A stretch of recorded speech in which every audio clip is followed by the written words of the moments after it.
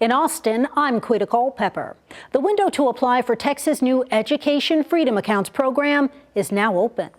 The program allows families to receive taxpayer dollars to send children to private school or educate them at home.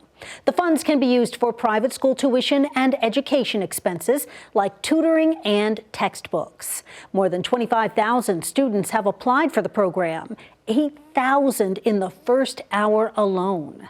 If the number of applicants exceeds the $1 billion state lawmakers set aside for the program, there will be a lottery system that prioritizes students who are low income and those with a disability.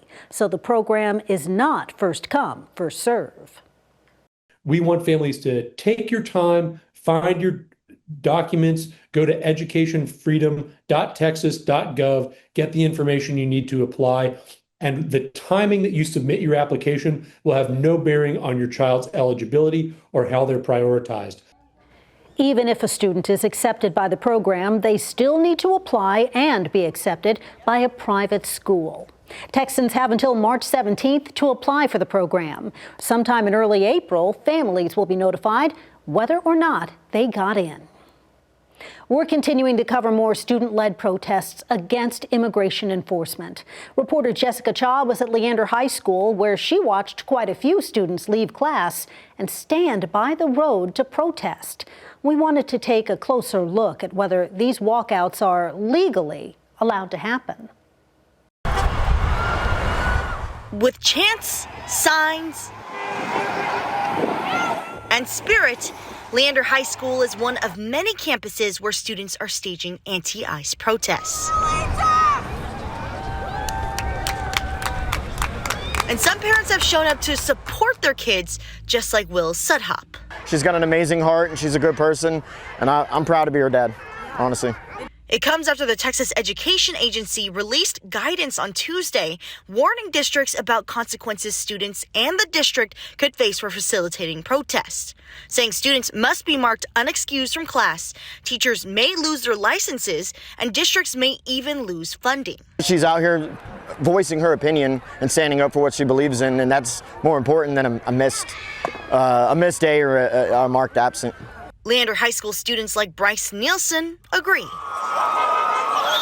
even though he doesn't support opposition of ICE at all. They seem to like to let people in that shouldn't be here. There's people that are bringing in weapons, drugs. But he thinks everyone has the right to express their opinions. If people are allowed to walk out of work and go on strike, I think we should be allowed to walk out of school and have our own opinion and present it. But what rights do students have to leave school in protest? We asked the Foundation for Individual Rights and Expression, a free speech advocacy group. Unless they're 18 and can sign themselves out or their parents sign them out, students don't have the ability to leave school during the day.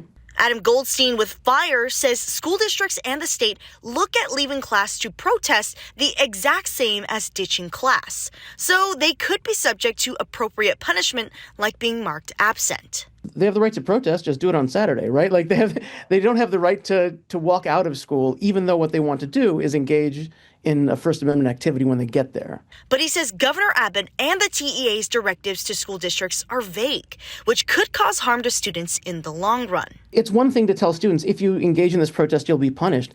But I think it would make sense to go another step and say, here's the outlet for that. Here's how you can express this message in a way that won't get you in trouble. Goldstein also says it's up to the state to determine if school districts have done enough to comply. As Bastrop County grows, so does the need for support. The Bastrop County Emergency Food Pantry has now opened a new facility. Reporter Brianna Perez shows us how this expansion is making a difference in the community. A bigger building and an even bigger mission. The Bastrop County Emergency Food Pantry is growing to reach more neighbors struggling with hunger. The pantry has now opened its new 9,200 square foot nutrition and education center, complete with a grocery store, warehouse, waiting area, and more. We have people able to get more fresh produce because of our our refrigeration capacity and more protein because of our freezer capacity. We're able to do more rescuing because of those things. Executive Director Tricia Silva says the pantry has a new system that lets shoppers schedule visits, choose their own groceries, and receive the support they need. A volunteer just kind of walks through with them so they understand what they're able to choose, how much of it or whatever. And most households are leaving with enough food to really make a difference for them. Salmon, you want more salmon? Bastrop residents agree. Come here because I need the help with my MRIs I have to pay and all that. A lot of doctor bills, that's why I come. Otherwise, I would just come and help. It's very nice. We get blessed with this kind of place like this. People helping people. The new pantry replaces 5 smaller buildings that once made up the operation. Last year alone, officials say they helped more than 5,000 neighbors and handed out nearly 500,000 pounds of food. In this new space, they expect to double that. When the pandemic happened, people were struggling, pantries were struggling.